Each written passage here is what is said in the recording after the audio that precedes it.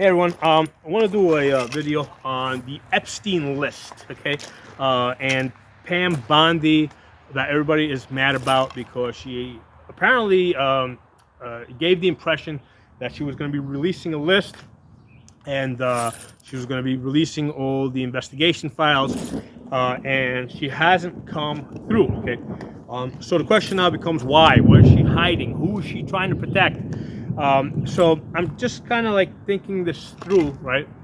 And the reality of the situation is that Epstein probably had a very extensive contact list, right? Probably upwards of 10,000 people, in his either Rolodex or in his phone, as maybe even as potential clients that would be on that list. Where if Bondi were to just release this list out there, well, now all of a sudden, like his electrician, his plumber, his neighbor, his travel agent, they're all on this list, trying to explain what their relationship was or their lack of relationship might have been. Okay, and I put myself in that situation. My phone number, right, goes back 25 years. Okay, I've had the same phone number that I use for business, and every time I upgrade my phone, I basically just carry all the contacts forward. So I looked up the number of contacts in my phone before I did this video, and it's more than 4,000 contacts. Okay, and 90% of them I don't even know who they are. Okay, they're probably people I just met for once. They might have said, hey, he's an electrician, or he does this, or he's a plumber, or I took the number, I put it in my phone. I probably never even called them. Okay, so imagine if I was accused of some heinous crime that involved lots of other co-conspirators, right? And I came under investigation, right? FBI, let's say, arrests me, they confiscate my phone.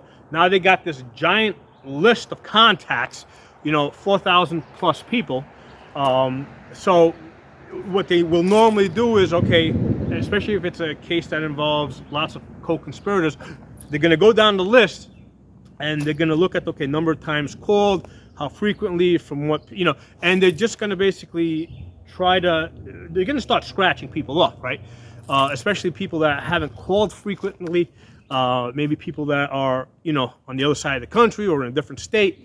So, like, in a situation like that, probably 99. If I have a phone list of 9,000 people, 4,000 people, and I was committing crimes, 99% of them in my contact list were probably not involved in these so-called, involved with these crimes that I might have been committing. Okay, so I have a feeling that's the case with this Epstein list.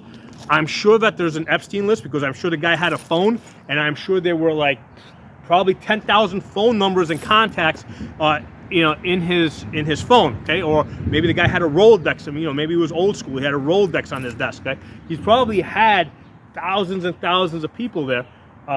So it doesn't seem fair, right? And it doesn't seem right for the FBI to just take this guy's entire contact list out of his phone and just dump it out there and say, okay, here you go. That's the Epstein list. These are all the names that were in his phone. Okay, and meanwhile you got, like, you guys electrician, you guys plumber, you guys accountant, you guys lawyer, you guys hairstylist, you got the guy that tailors his suits, all these people, yeah, they're in his phone, right? They're on the Epstein list, but they've got nothing to do with any crimes he would have committed.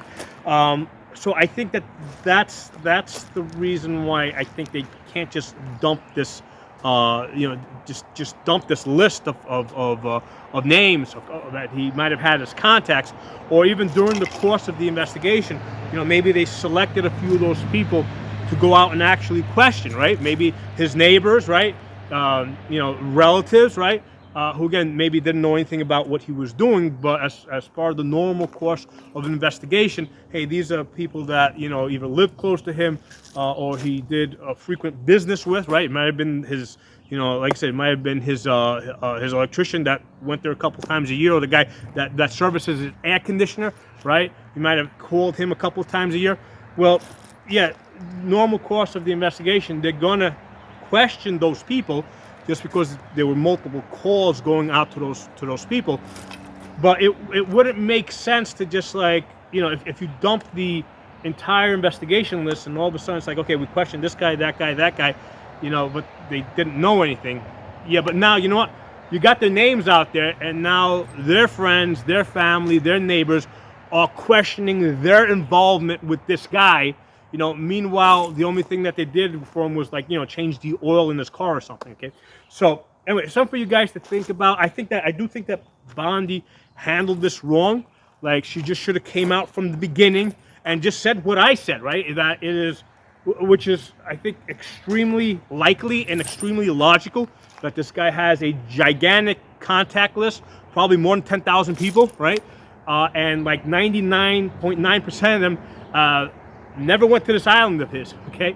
Or even if they did, they might have went there on the week that he was having maybe, you know, wives and kids, right? Because it's you know, if he's got this private island, he's not necessarily committing a crime every day of the week with everybody that goes to the island, right? There might have been, you know, in fact, I would say that it's very likely that he probably had certain weeks where, you know, he was just inviting business associates with their families and kids, and it was a families and kids week, okay? So, again, now, you know, those people, again, you can't just take these people and just dump their names out there as having gone to Epstein's Island when you know, they just went there with the wives and kids, right, during Wives and Kids Week.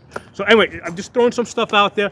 I do think Pam Bondi handled this wrong. Like, she just came out and explained everything that I just told you guys, because it is very likely that this is the case, okay? Because I'm sure, I mean, the guy was running a business, you know, I think he was in the finance business, so it's very likely that he had, like, the majority of the people that he did business with was, you know, was probably in that finance industry, and most of them probably never went to that island to commit crimes. But again, I think that Pam Bondi should have explained the logic of everything I just told you guys, rather than just try to hide it and say, hey, there's no list and that's it, we're not talking about it anymore. Just explain the logic of this situation. And like I said, I've got a phone with like 4,000 plus contacts on it, and like 99% of them, I don't even know who they are, okay? Because, you know, I might have put them in my phone like more than 25 years ago. So, anyway, I'll talk to you all soon.